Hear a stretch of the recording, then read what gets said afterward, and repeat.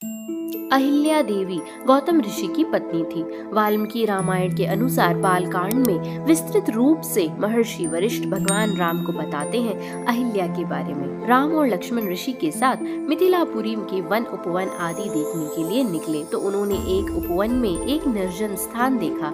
राम जी बोले, यह स्थान देखने में तो आश्रम जैसा दिखाई देता है, किंतु क्या कारण है कि यहाँ कोई ऋषि या मुनि दिखाई नहीं देते। तब ऋषिवर उन्हें अहिल्या की कथा सुनाते हैं, जो कुछ इस प्रकार है। अहिल्या ब्रह्मा जी की मानस पुत्री थी। ब्रह्मा जी ने अहिल्या को सबसे सुंदर स्त्री बनाया। सभी देवता उनसे विवाह करना चाहते थे।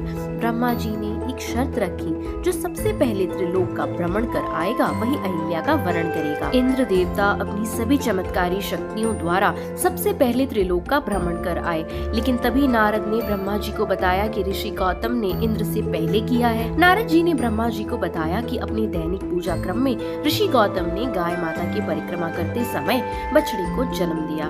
वेदानुसार इस अवस्था में गाय की परिक्रमा करना त्रिलोक परिक्रमा समान होता है। इस तरह माता अहिल्या की शादी अत्रि ऋषि के पुत्र ऋषि गौतम से हो गई। वशिष्ठ जी ने बताया, यह स्थान कभी महर्षि गौतम का आश्रम था। वे अपनी पत्नी के साथ यहाँ रहकर तपस्या करते थे। एक दिन जब गौतम ऋषि आश्रम के बाहर गए हुए थे तो उनकी अनुपस्थिति में इंद्र ने गौतम ऋषि के वेश में आकर अहिल्या से प्रणय याचना की।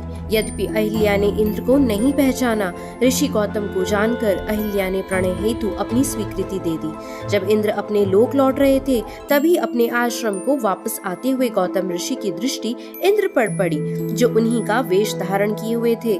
वे सब कुछ समझ गए और उन्होंने इंद्र को श्राप दे दिया। इसके बाद उन्होंने अपनी पत्नी को श्राप देते हुए कहा कि तू पत्थर की शिला हो जा, हजारों वर्षों तक केवल हवा पीकर कष्ट उठाती हुई यहीं पड़ी रहे। जब राम जी इस वन में प्रवेश करेंगे तभी उनकी कृपा से तेरा उद्धार होगा, तभी तू अपना पूर्व शरीर धारण करके मेरे पास आ सकेगी। यह कहकर गौतम ऋषि इस आश्रम को छोड़कर हिमालय पर जाकर तपस्या करने लगे। इंद्र की गलती की वजह से ऋषि गौतम ने माता अहिल्या को श्राप देकर पत्थर बना दिया।